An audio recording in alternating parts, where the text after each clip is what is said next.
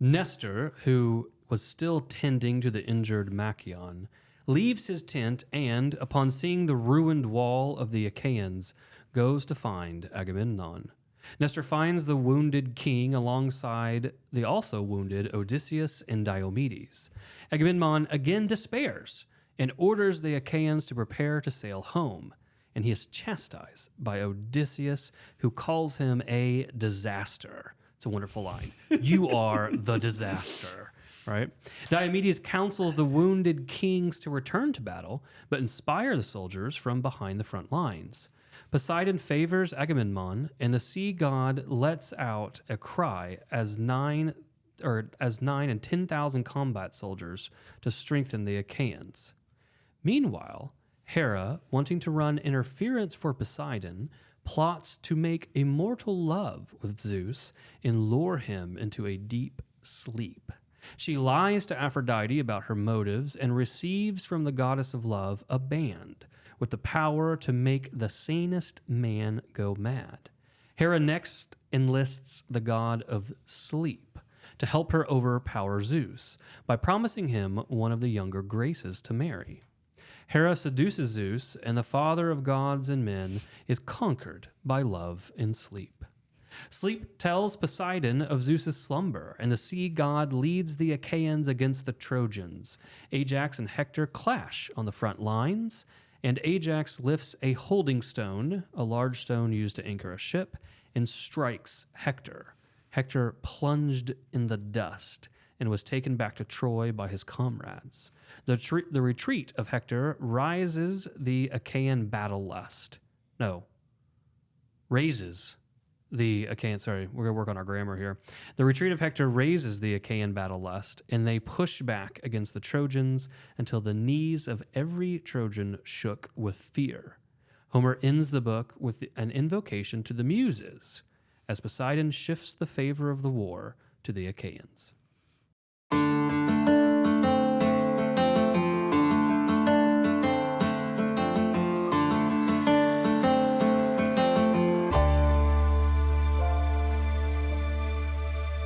Welcome to this In the Great Books podcast, where we are going through a year in Homer in a year. We got it. A year in a Homer in a year. Grammars, we'll work on grammar throughout this whole thing. We welcome back our good friend Thomas Lackey. Thank you again for hanging out with us. Book 14. It's a good one. I got to tell you, as I was going back through book 14 in preparation for this episode, I forgot how funny book 14 is in one part. Like possibly my the funniest part of the book thus far. Oh, I just realized what you're talking about. Yeah, we'll get there. It is one of the best lines. Yeah, it's just like, are you kidding me? Like, how I don't childish. see how you can imagine that it is anything but intentionally comic. Yeah, intentionally. Yeah. So anyway, I'm really looking forward to book 14. Talking about it. Thomas, again, if you're just now like listening to the show for the first time, go back. We introduced Thomas Lackey last week and the week before when we had David Niles and Thomas Lackey on to talk about book 12, because we just got to the halfway point of the Iliad. Both Thomas and David are in our Sunday Great Books group. So we wanted to kind of bring you back on, and so that way we can talk more about, obviously, the book, but then obviously talk about, just being a part of a group and reading things out loud and the importance of that. I mean, the group has made it incomparably richer than trying to do it on your own. Right. So starting out book 14, we're going to start out with my boy, Nestor. Who was drinking. And not fighting. And not fight. But I mean, he's an old man. Give the old man. No. He's a veteran. Like he used to be of the times past. He is stronger. First off, he has that old man strength, and he is. Yes. Homer's already told us he is stronger than the average Achaean, right? He can lift that bronze goblet off the table. Yes, of course he can. And here he is in here just drinking, taking care of the medic. Well, I mean, that Paris attacked. That is true. That, you know what? It's like that last bit. You know what? Like puts it over the top. Can we talk about Paris? Like, so he shot the medic. He shot some dude's horse. Remember that? Like, he's just man. You know what? I think if he's not still just polishing his armor. That's true. Out of everybody though, for Nestor to be like taken care of, I think I would have just let that dude die. The medic? Yeah, The it's healer? like it's like, well, listen, you got shot by Paris. That's like Oh. That's on you. Yeah, that's on Yeah. you. You have some bad like omen or something that's going on. I don't want to touch anything that Paris is touching. That could be true. So where are we? Okay, so Nestor's taking The care beginning. of the medic, right here. Line 10, there's a really, I don't know if it's a subtle theme, but it's a theme that I think is worth pointing out because it's one of those themes that's subtle and going to take into great account later in the Iliad. And that's the theme of just shields, right? One, we get a lot of description of shields. We don't get like a lot of descriptions of, say, like swords, right? Or even spears. We get a lot of spears, but we don't get descriptions of like, how they're there's one or special two or whatever. times you kind of get Right. them mentioned as being unique in some way. And I think there's two things about the shields. One is just what do they represent, and two, this capacity of insofar as they can represent a person, that person can then give their shield to someone else, and they kind of represent them. And so I think there's kind of somewhat of a charming father and son thing going on here, where Nestor's son has actually taken the shield of Nestor out into battle. Yeah. Right. And now Nestor has to grab, I think, his son's shield, right, as he kind of steps out because Nestor wants to go see what's going on, right? Well, I mean, the reason why you retire is for them to call you back. It's got to be it. I mean, But it is interesting, by the way, that his son had his own shield, right? And did show, Correct. Yeah. So, I mean, because it's not like, mine's broken or whatever, I'm going to use dad's. No, he very consciously carries out his father's. And we see armor. this, like, Ajax has a famous shield, right? What is it, like 7 ox hides or whatever it is, like this giant, like, tower shield that Teucer can, like, dart in and out of and, like, fire arrows and stuff. Right. Giant Ajax is really presented as a giant, right? Yeah, If you think because about how that is a hilarious imagery to think about, like some grown man like darting around this shield of another guy shooting arrows out of it, you get while the other man's standing there. probably the most famous shield so far is the shield of Zeus, right? The storm shield. That, Athena carries. Yeah. and that's another thing is I think when I was introduced to this I didn't quite get it, but and we'll see it later in the Iliad, the shields in that theme really comes to fruition, is the intimacy between Zeus and Athena. We've talked about it a little bit on the podcast, but that she always is carrying his shield.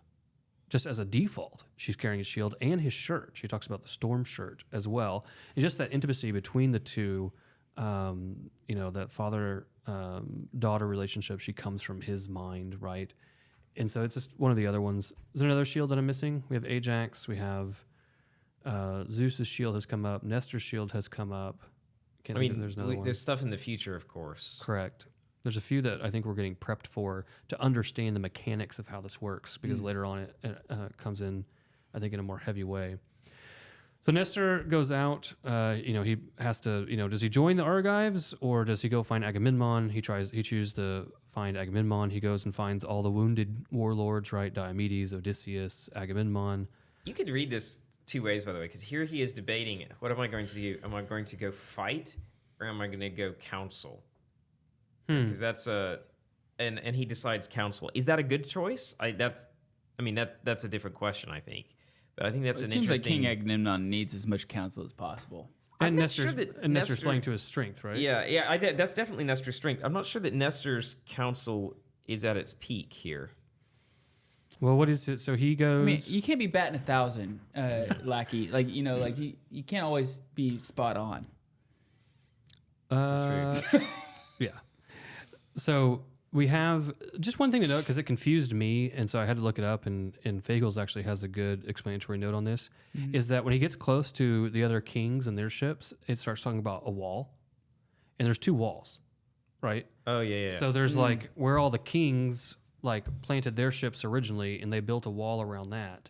And then there's the later kind of what is called the rampart that they built later on. The rampart has fallen. This defensive wall still stands, right? And they're all wounded behind this wall. Well, and there's one thing, too, where he says, so when Nestor begins giving some advice, he says, the wall indeed is down that we put our trust in. So that would be presumably the rampart. Yeah, this one says the rampart's down.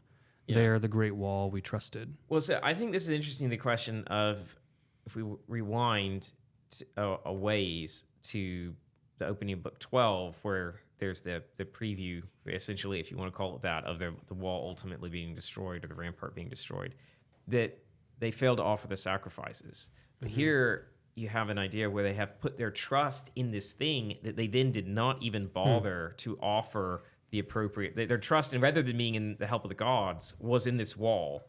So much so, they didn't even bother to offer the offerings to the gods. That's interesting. That's a good insight. Yeah. What's interesting to me is that that's not really explained either. I mean, they were offering other sacrifices. They were doing other things. So they're...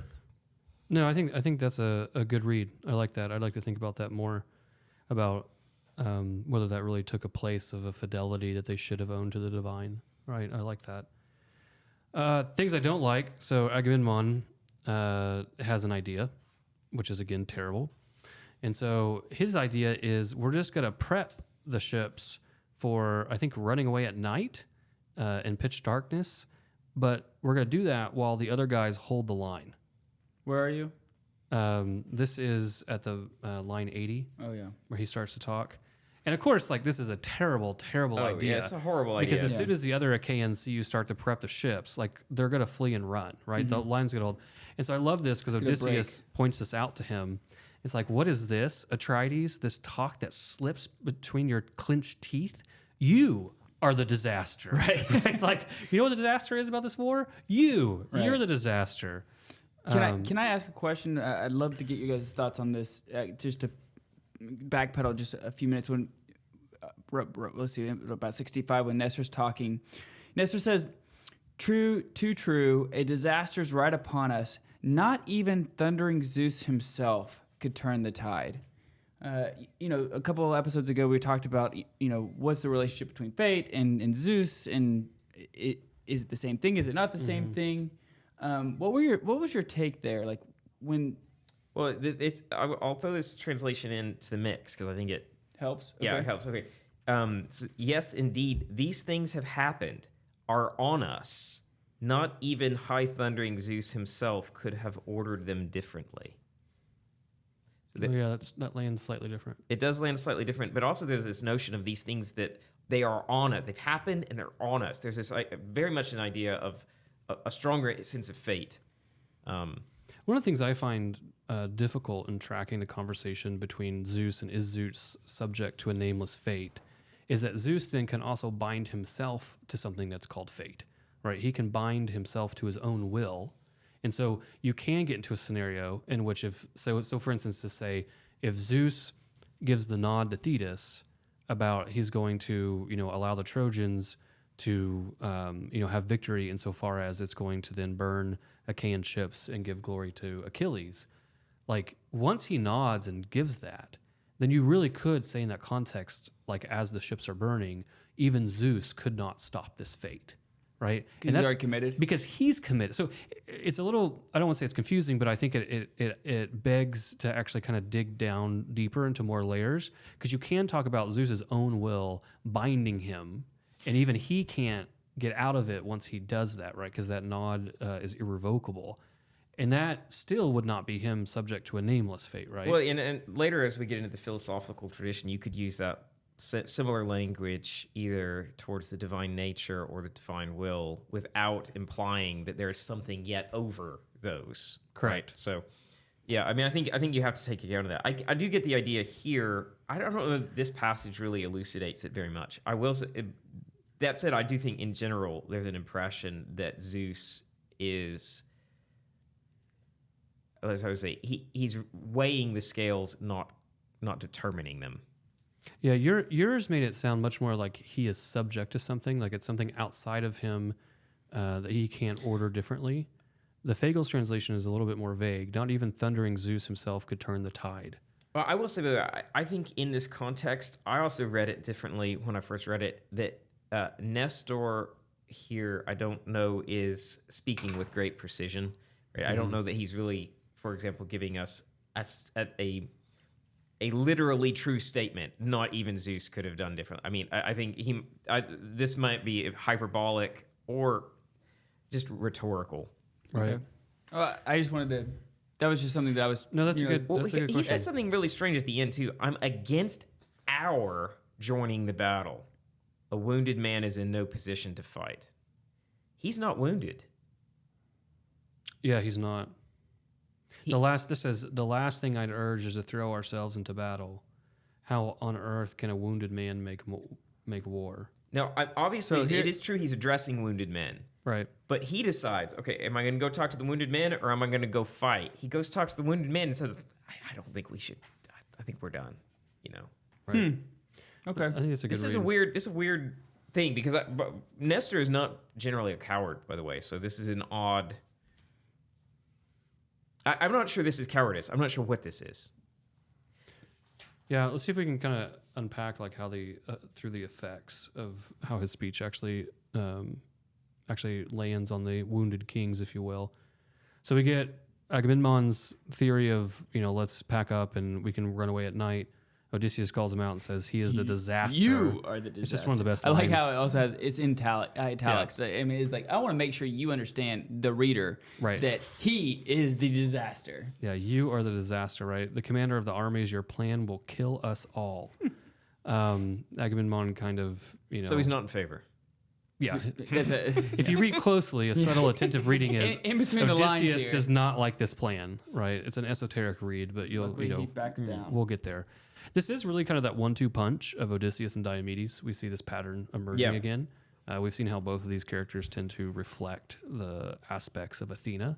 And so here we go. We have Odysseus with the critique and then Diomedes kind of with the positive, like, what should we do?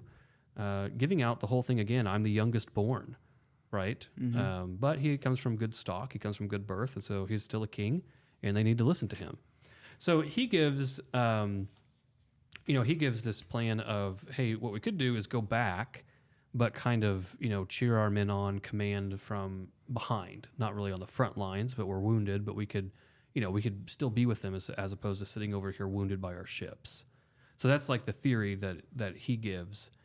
The narrative then shifts over to Poseidon, I believe, correct? Mm-hmm. And Poseidon sees this dialogue going on, and he comes over and tugs at Agamemnon and basically ends up favoring him, and then releasing a shattering cry, thundering loud as 10,000 combat soldiers, which is basically then marshaling the power in every single Achaean's heart.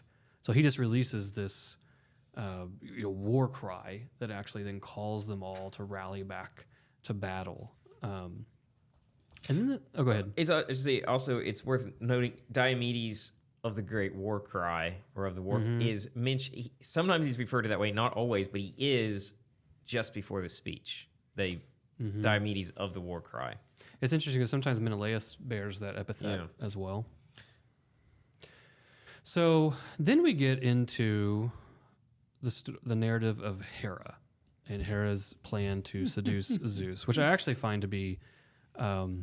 There's a couple ways to address this. We could address it with all the seriousness of a bunch of adolescent junior high kids. But I actually Why'd think you look at me like? Nothing. You looked at me when you were saying that. I still haven't really forgiven you for when I mentioned Uranus the first time. Thomas wasn't here for that. I was literally in the middle of a serious discussion of mythology and just casually mentioned Uranus, and Adam laughed. I just couldn't help it. So it had to happen. I'm just gonna say, Adam, just control yourself. Okay, I'll try my best. One last Nestorian moment, but I think one way to read it as well is what happens when someone who has great foresight and great ability to convince with words. I think sometimes it's possible for them to imagine they see farther than they can.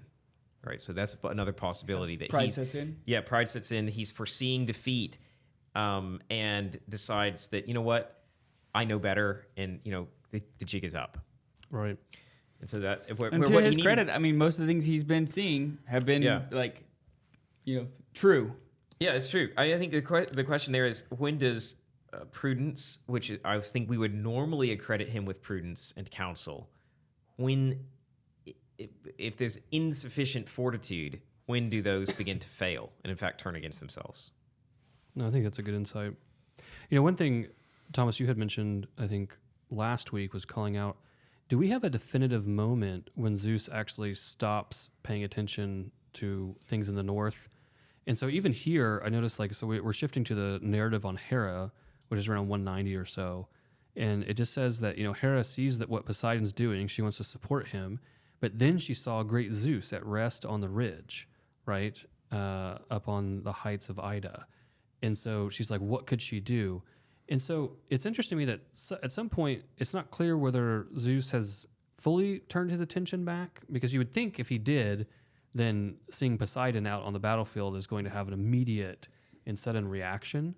So it seems like he's starting to turn back. He's starting. We do have that statement back in the last book about right the at will the of end. Zeus. Yeah. Again, And that he spurred some of the soldiers on to action. I do think we can make a distinction between Zeus actively doing something and his will that has already put things in motion, right? So his will is already carrying things forward, whether or not he's paying attention to him. Yeah, I think that's a good question as to what extent can the God's will be carried on without specific attention. Mm-hmm.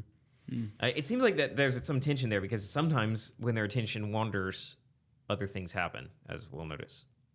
So regardless, I mean, I think it's a point that we can note is where is he? It seems though, my intuition here would be is that he's not paying attention to the north, but he hasn't fully given his attention back to Troy.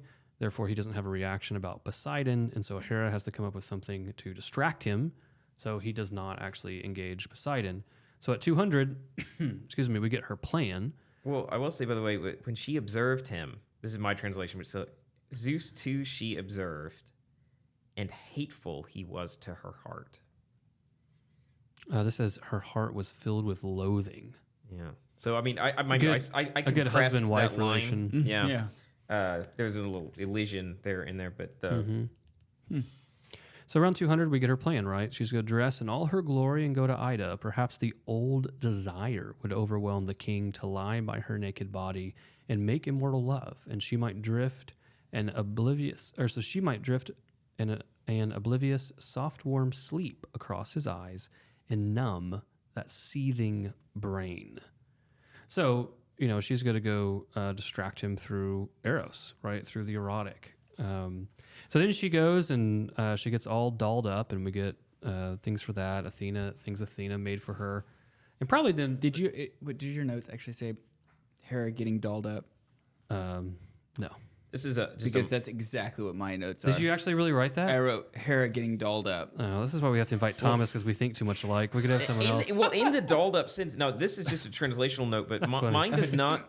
She's like cleanses herself with ambrosia, Right. which is also their food. But it talks here also her about her ambrosial robe. Let's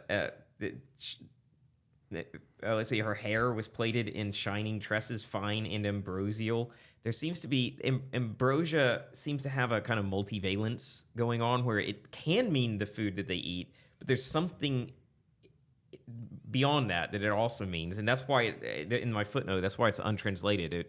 This particular translator decided, in this context at least, it's untranslatable.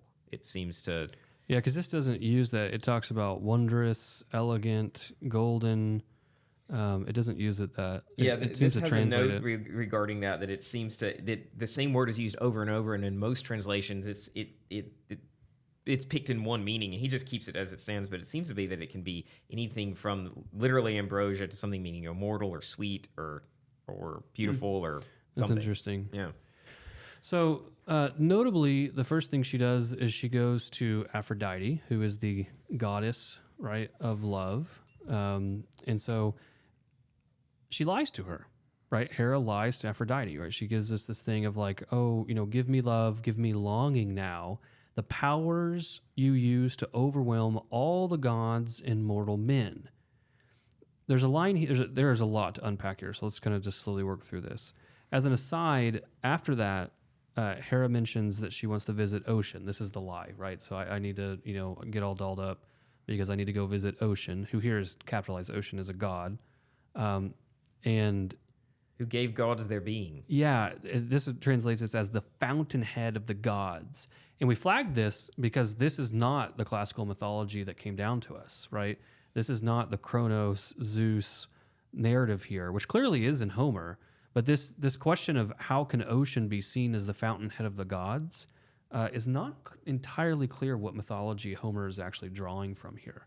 Even though there's a few reasons I like tying that back to the ocean, but it's not entirely clear. So it's something to flag, just insofar as we look at different distinctions in mythology.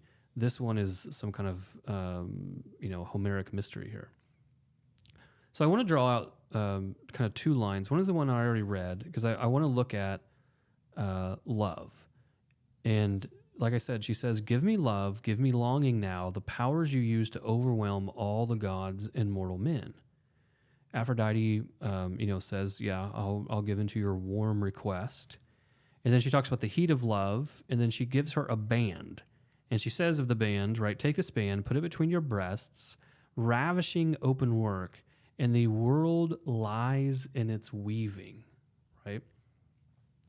Hera then, let's look at the whole this whole kind of like narrative, and then we kind of circle back to what I think Homer's trying to show us here.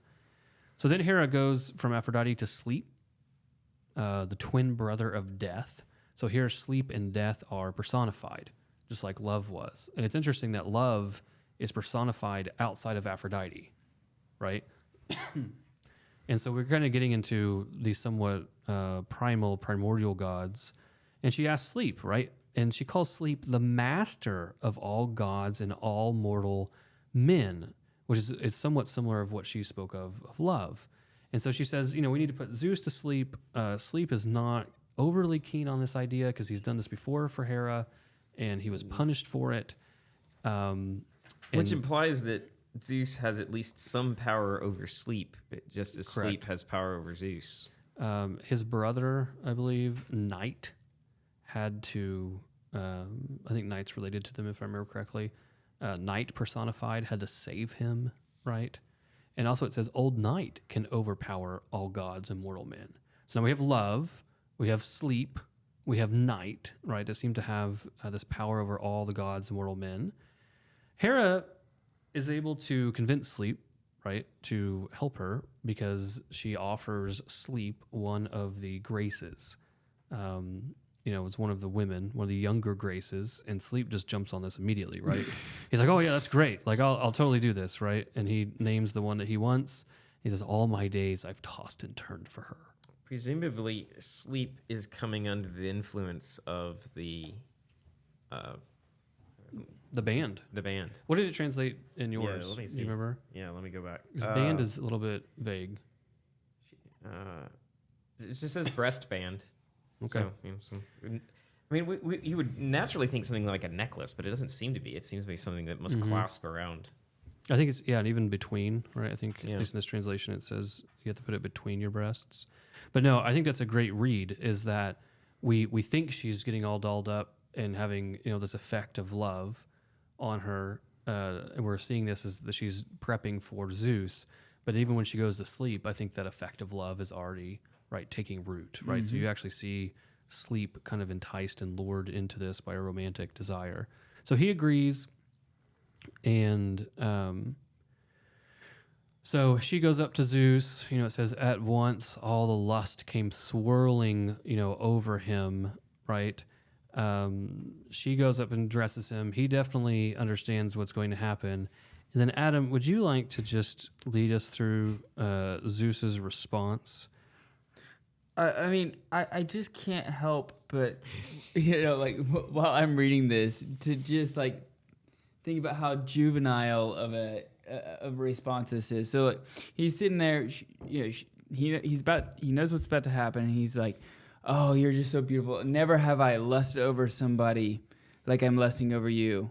Not even this woman, or this woman, or this woman. I've never lusted over you like this woman." And he gives this whole litany of women that he quite is, a list too. Yeah, that he has just lusted over and desired, and Yeah, this his, is like his the whole most body count, so to speak. Yeah, this is like the most on-brand Zeus moment I've seen in the whole text. Well, and I didn't get to mention this on Sunday, but it's even worse than it sounds.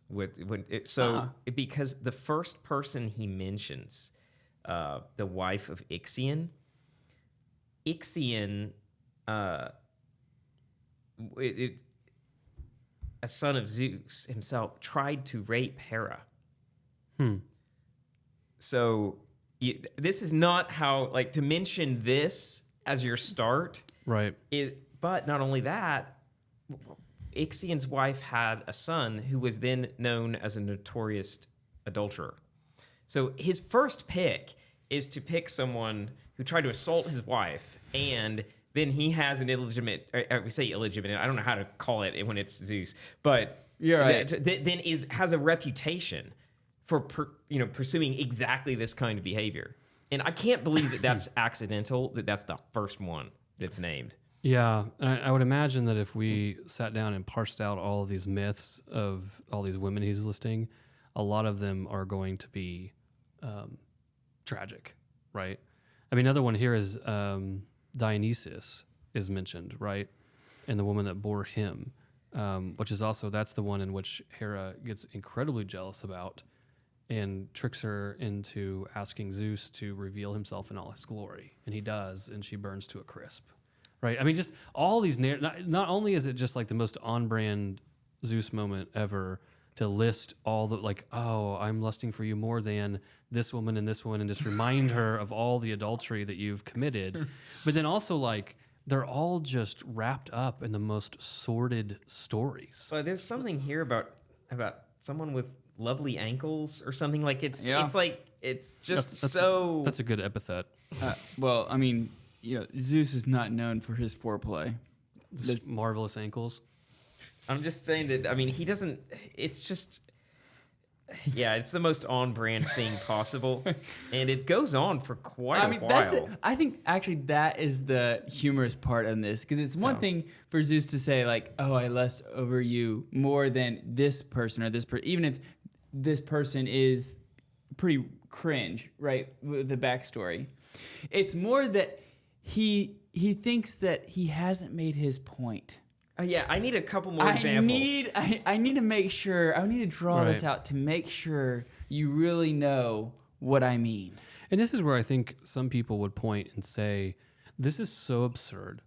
And it also so clearly shows Zeus, right, the primary god, the god that is more powerful than all the other gods, in such a human, like, sordid passion. Right. That it's hard. It's hard for a lot of people not to read this and see this as a critique of the gods.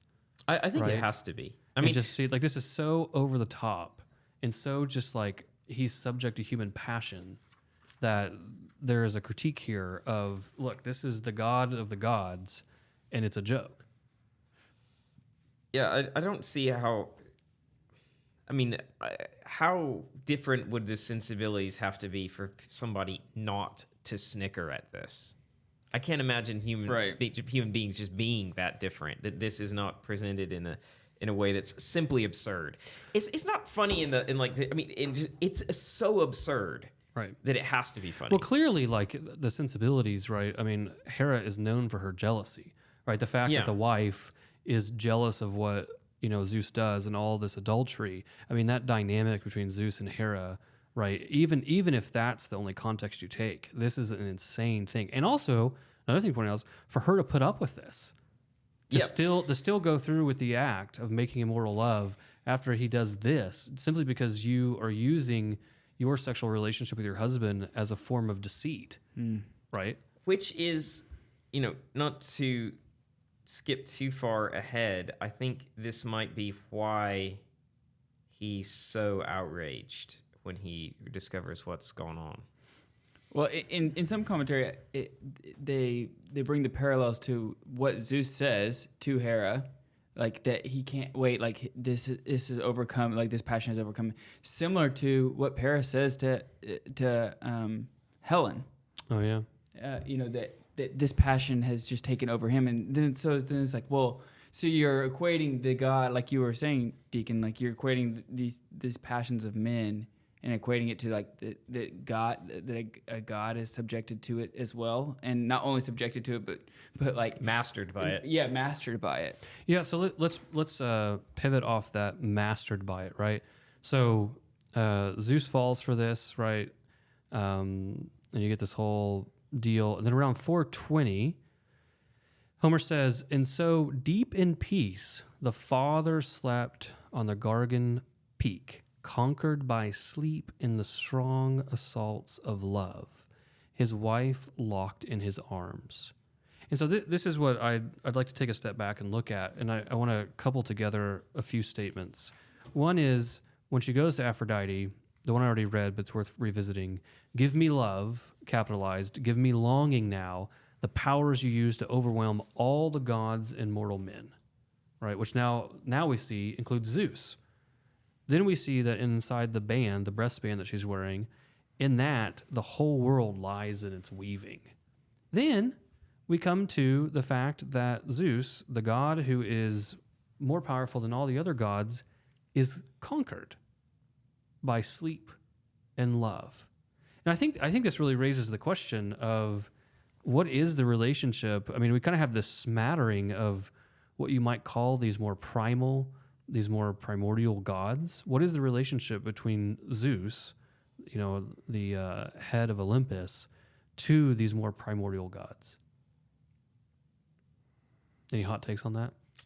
Yeah, that's a good question. I mean, I think this would also tie to some extent with the question of whether or not Zeus is mastered by fate. Because I think once you sort of have a chink that Zeus can be mastered by anything, there's a chance that he's subject to more than one thing.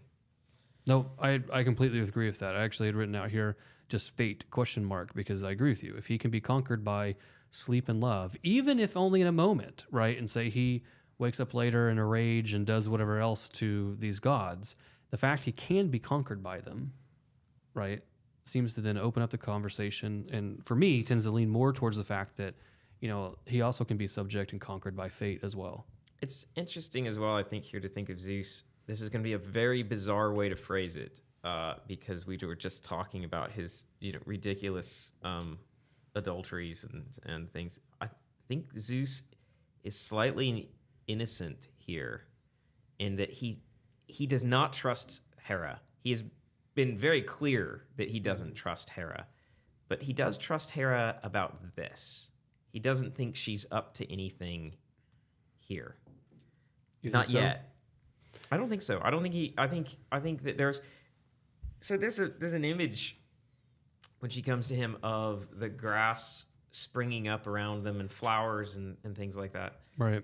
That has it. Obviously, there's an image there of fertility, but I don't think it's just that. I think there's an innocence. I mean, there's again an idea of goodness and I don't know how to put it again other than that. The general impression here is not of deception and sordidness, but of love and creation, right? And the fact that that's being misused is, I think, surprising even to Zeus.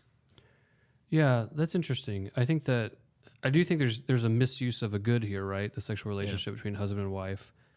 My initial take on this was that Zeus is so overcome with lust immediately that he doesn't ever seem to really even question her intent. And of course, she gives this kind of coy, like, oh, I'm just stopping by because I'm going to go see Ocean, right? Yeah. Like X, Y, and Z.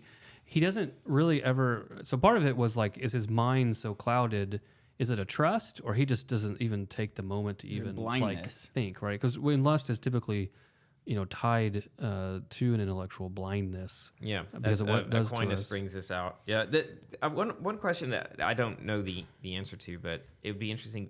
The flowers and things are named crocuses and hyacinths and things like that. I would wonder if they had any specific symbolic meaning within Greek culture. Yeah, that would be interesting though to see if there's this kind of beautiful imagery that's used, and I do agree that then the imagery that's used up on the mountain, right? He's going to wrap them in the clouds, etc., are very fertile in their imagery, right? Yeah. But there's a good here, but it's a good being misused, and again, I think you see how deeply deceit sometimes is kind of soaked into the bones of Greek mythology. Even the sacrifices they make to Zeus are predicated off of deceit. Right, so that they tricked him into what or Prometheus did, what the men have to offer him. Hera uses this to trick him.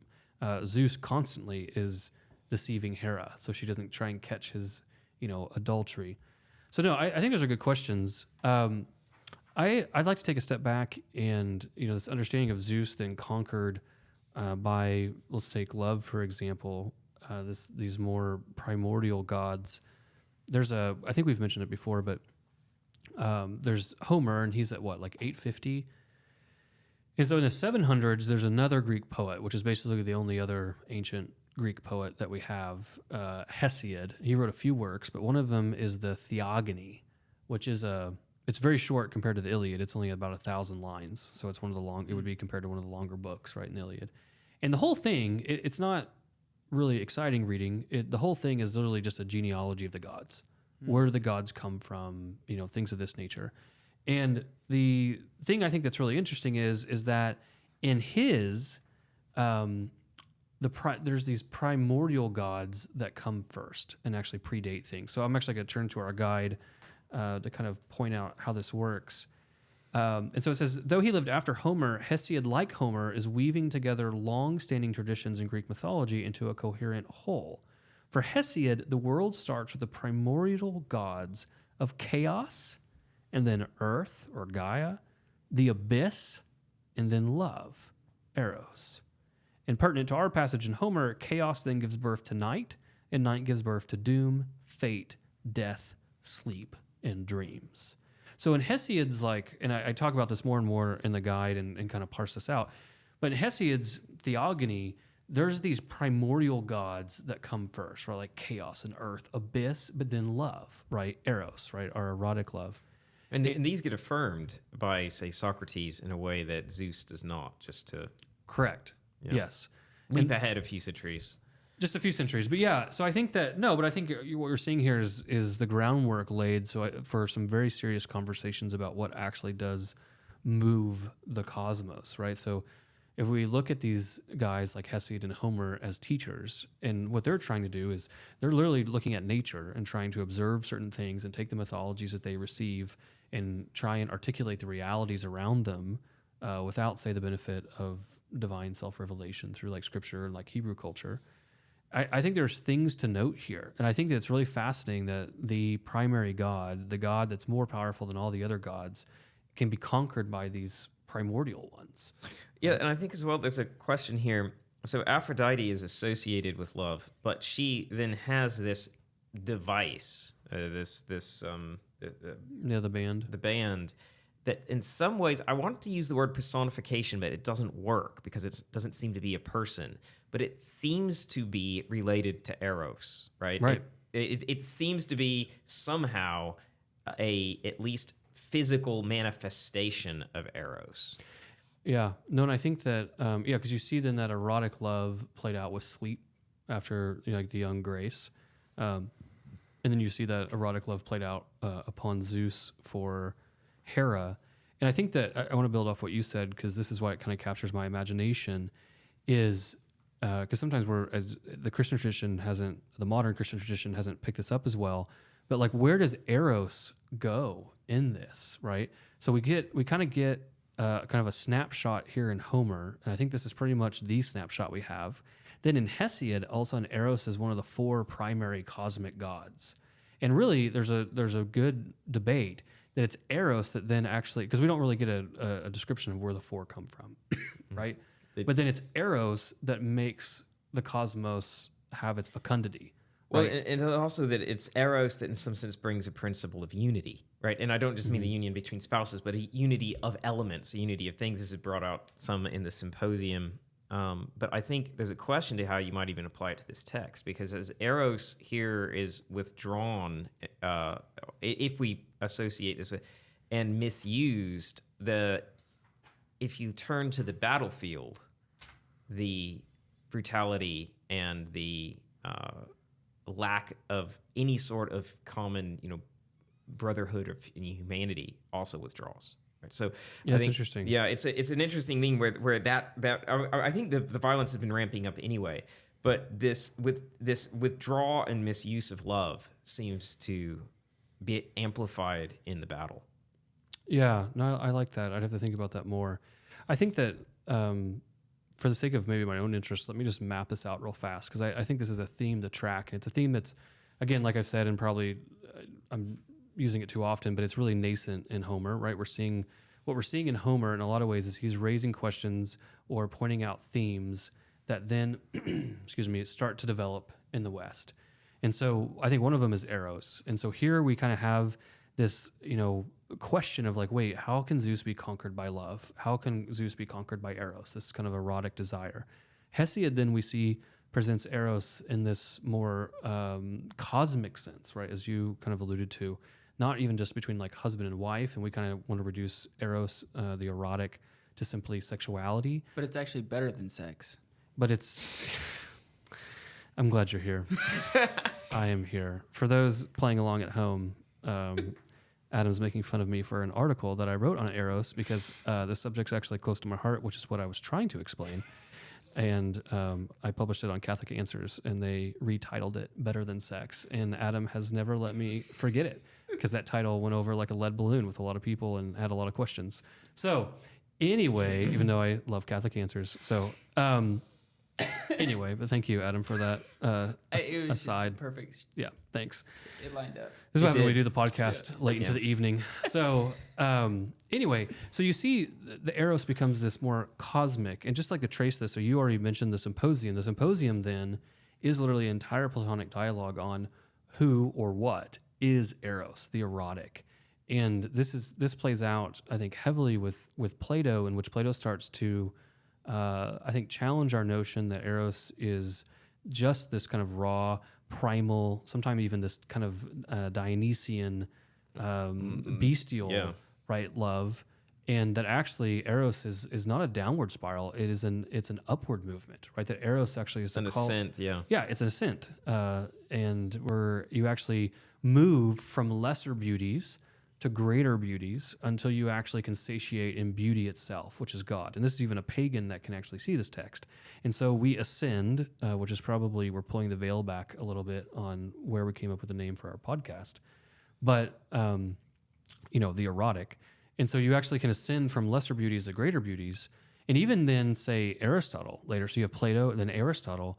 Even Aristotle will say, how does the unmoved mover move all things if the unmoved mover does not move, right? Talking about the divine. Like, how can the divine be at the center of the cosmos and move all things in being, but it itself is unmoved, right? It can't move because it's perfect. There can't be change in it. Mm-hmm. And his answer is Eros, that all things... Moved by love. Yeah, all things are moved by love. All things desire to be satiated by satiating in the one, right? The unmoved mover. And so Eros takes on that cosmic force, which is really what we see in Hesiod, right? That beginning love. Well, the creative forces as well, that things are essentially, that love brings things into existence. Mm-hmm. And I think that, and I'll round it off and then, we can move on. But I think that even though I am looking forward to revisiting the symposium at some point when we get to this, we'll only have 14 episodes on that one little text. But I think that, for those that are like, this is really foreign,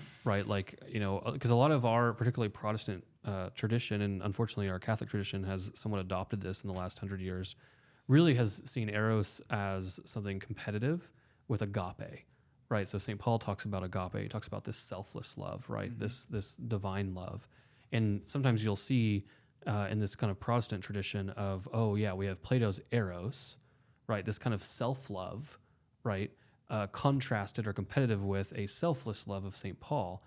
And this is really, I think, a misread on the tradition. And if you're looking for a good place to say, well, where would I go to maybe read some more about this? Or like, I don't see Eros as a positive. I don't see Eros as like in this tradition. I think the easiest place to start, and where a lot of my journey started, was Pope Benedict XVI's Deus Caritas Est, right? God is love. He actually gives a defense of Eros, of erotic love, in that encyclical. It's not too long, but he actually steps in and says, no, this is actually part of the tradition. Eros is not a negative in and of itself. We all have a natural love, a self-love that needs to be satiated, right? That needs to be sated. We need to feel loved. Well, and of course, I mean, the grand analogy in Scripture is of Christ as the bridegroom and the church as the bride. Right? It's baked into the same. Also, and of course, Israel is put in the same analogy. So I don't see how it could be anything but a misread. I would also say that St. John Chrysostom's homilies on Ephesians are. I mean, now they're not specifically using the word eros, but of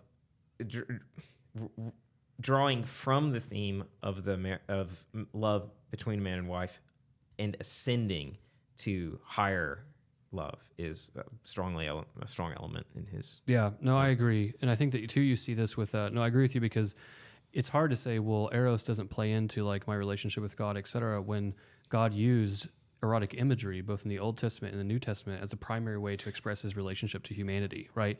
Israel's the bride, then the church is the bride. Some of the texts in the Old Testament on eros are incredibly explicit. Well, of course, the Song of Songs itself is the Songs. same analogy. I mean, you could imagine that he could have expressed his love, and he does do this to express it as the love of a father for a child. I mean, that's definitely in there, and but it's not the primary analogy that he picks. Correct. So I think that because Adam's starting to give me the look that this podcast is not about eros, and so we need to move on book 14. So I think I'll round out the discussion just saying, like, this is why we read the Iliad, because here's this rich tradition that we just basically just charted out 2,800 years of thought in the Western world about what does eros mean, leading all the way up to, like, you know, a great thinker like Pope Benedict XVI. And that really starts here in this somewhat innocuous little text about Zeus and Hera, right? But there's a question then about what is the relationship of this kind of primal love to the divine. And the last pitch I'll get, and maybe we can put it in the show notes, even though that was a term that Adam had to teach me like 2 shows ago, because I don't know what that means. But maybe Adam can do it, is to put in the show notes for the Alcuin Institute, I wrote an article called In Defense of Erotic Love, which then tries to just quickly trace this genealogy throughout pagan and then Catholic thought that actually tries to defend eros, I think, from a Protestant misread. Well, I think the last thing I would say on this is, despite the fact that we know Hera here is engaged in deception, I think the imagery that Homer chooses is intentionally sacred, and I think he's drawing some sort of. I think there's a contrast in that, because to misuse the sacred is an even greater offense. Yeah, no, I agree. Okay, you know, this also shows, you know, we're talking about Hesiod and Homer. There are distinctions between their mythologies. A really famous one is Aphrodite. So if you remember earlier on, when Aphrodite is speared and goes up to Olympus, she has a mother, and her mother comforts her. In Hesiod, and then basically the greater classical mythology after him, Aphrodite simply arises from the sea. So actually it is, what is it? Kronos. Is it Kronos? Yeah, Kronos actually cuts off Uranus's genitals, so he can't have any more children. And then throws it in the sea. And that actually spontaneously makes Aphrodite. And Aphrodite's name, the etymology there is foam, like sea foam. And so tends to be. So it's the actual mythology of how she came about is slightly more graphic than the nice Renaissance paintings of her like arising from a seashell. But it's a difference in the Homer and, say, Hesiod mythology. Strangely similar thing in Egyptian mythology, but I can't remember. Something maybe with Osiris. Anyway, I'd have to go back and read, but it's just strange about things being locked off and creating results. other things. Creating things. Yeah. Yeah, that tends to be a theme. Yeah. So, okay, we will move on from Eros. Thank you, Adam, for your patience. I appreciate it. I feel like I added a lot there. That's fine. You did. You gave me a look of like, stop talking about it. Okay. So I just think it's been a. You've been waiting for. Hey, you've been very patient. I know. We're over halfway. I will through In your Homer. defense, I think Plato agrees, right? I mean, so. I mean, this is. I mean, you know, and to push back a bit, you know, here we are really starting to pull back the veil a bit about where the name of our podcast actually comes from, right? So we'll kind of leave that as a cliffhanger. So, any other comments on Zeus and Hera and this kind of trickery before we move on? We've pretty much exhausted it. Yep. Okay. So then we shift back to Poseidon. Sleep goes down. Sleep personified goes back and tells Poseidon, like, fight for the Argives now with all your might, because Zeus is now in a deep sleep. And so Poseidon then does exactly that. And so he kind of pushes that, and we get another Hector versus Ajax battle a little after 480.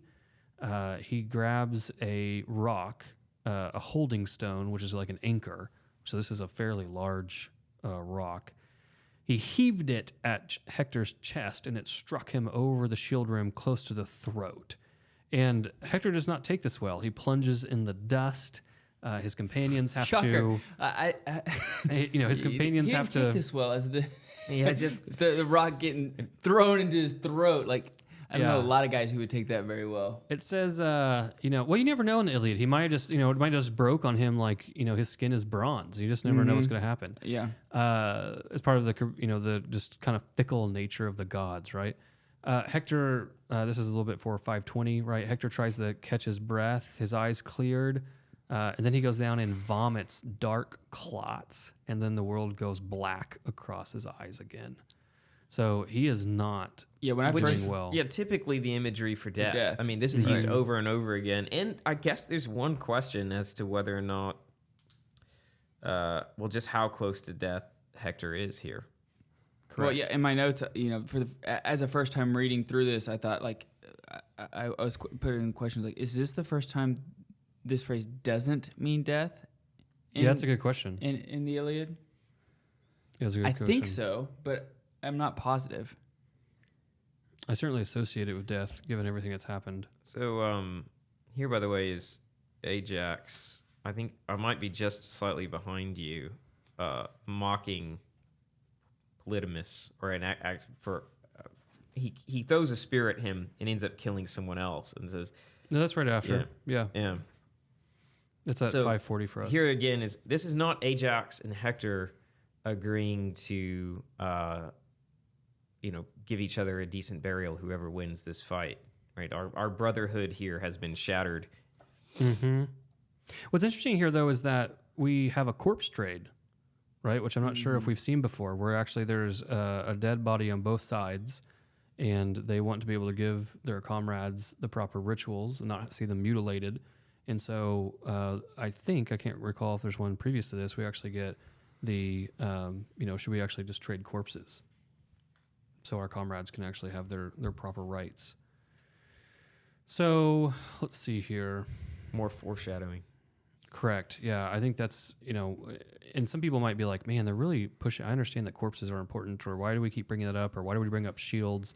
It's because there is a lot of groundwork being laid to then understand things later, I think, in the Iliad that make a lot more sense if you've been kind of paying attention to how important these things are. We get the poor guy that gets lanced between the brows down to the eye's roots and scooped out his eyeballs. The eye's root, that was a very... Yeah, but I think that's a quick death.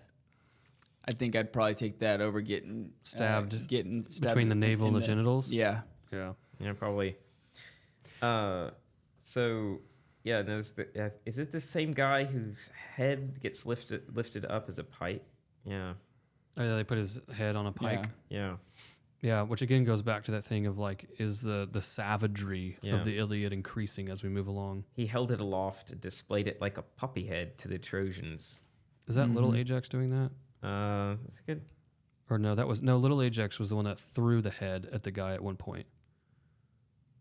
Yeah, This is tell the dear father and mother of the lordly Ilioneus from me to begin mourning in their halls for the wife of Aleganor's son, Promachos. I'm probably butchering these names. Will never welcome back her dear husband. I mean, this is different, right? I mean, people have been dying all along. We've seen lots and lots of dead people, but this is what I was getting at when I was talking about that there's no unity here anymore, even within the midst of the conflict. Yeah, one thing Adam and I were discussing earlier was simply just because they give all the names and the genealogies, there's a lot of personal nature to the war itself. Mm-hmm. But now we're kind of seeing that shift to a different degree, insofar as the type of taunts and the level of depravity you can mention about someone in war if you actually know their backstory, right? And also just to even have like these taunts and go through the capacity to do this in the middle of a war. Because sometimes we see this, right? Nestor would be like, hey, guys, be quiet, like just fight. Right. We're going to see this later in the text too, in which they're trying to push. Has to keep these guys' attention. I know. Yeah. So then the book ends, which we should always pay attention to an invocation of the muses. Yeah. So the muses come back, right? Who was the first Achaean to drag off bloody spoils as the famous god of earthquakes turned the tide? So there he's playing with. You should love that. Does that count as a pun? And so he's playing with his metaphors again. Yeah, very good. Also, just note, quick Ajax, little Ajax gets a shout out at the very end that a lot of people don't, you don't catch. But this dude kills the most. It says no one alive could run men down in fight like him. Once Zeus whipped enemy ranks in the blinding panic rout. Yeah, so little Ajax is pretty good about doing that, eh? Yeah, like he, that's just a kind of a big Ajax gets a lot of the attention when it comes to fighting, but a little Ajax isn't bad either. No, he's not. And I think the last death here, Hyperraenor, I'm not sure of the pronunciation of the name, but this translation has an interesting line that his soul burst through the open wound, which is Yeah, this says this is Menelaus, right? That does this. He gouged his flank, and the bronze ripped him open, spurting his entrails out, and his life gushing forth through the raw, yawning wound. So yours actually says soul there. Yeah, it says soul instead of life. Yeah, that's an interesting. It really changes that picture actually. Yeah, I do like it. I wasn't actually sure exactly which one it was, Menelaus or Agamemnon, because it's Atreus' son. I'm like, I don't know which one, but yeah. And this one it says Menelaus. Yeah. Okay, very good. Any other comments? Anything on book 14? A good book, I think. A book on its face that might not seem to offer a whole lot, but then kind of that foreshadowing of the Eros tradition. I think it's actually a very rich text. I think it's also an example of, a repeated theme of joking about serious things, because he introduces an element of comedy about a very serious aspect of the story. Yeah, that'd be interesting to take more seriously how Homer uses humor. Yeah. And is he being humorous? Because a lot of people would say he's not, right? But I tend to think that he does use humor, and he also uses irony. Yeah, irony is just very, very visible. Well, I mean, when we go again way later, Plato is very funny. So there's a strong element of humor about serious topics. Yeah, well, because that irony gives layers to the text, right? So you're rewarded with attentive reading by picking up on these ironies because they're funny, or they lead you to a deeper understanding. So, okay, very good. Well, we have visit Ascend, the Great Books Podcast website, which is actually just thegreatbookspodcast.com, yeah, right? Or Ascend the Great Books Podcast, yeah. Yeah, and we have our guide on there, a bunch of other stuff. Like us on Twitter, YouTube, whatever else. MySpace. We are not on TikTok. And, say hi. Any last thoughts, Thomas? Nope. Hey, I appreciate you being here with us. It's been a lot of fun. Yeah, thank you so much. Thank you, Thomas. We'll see you next week.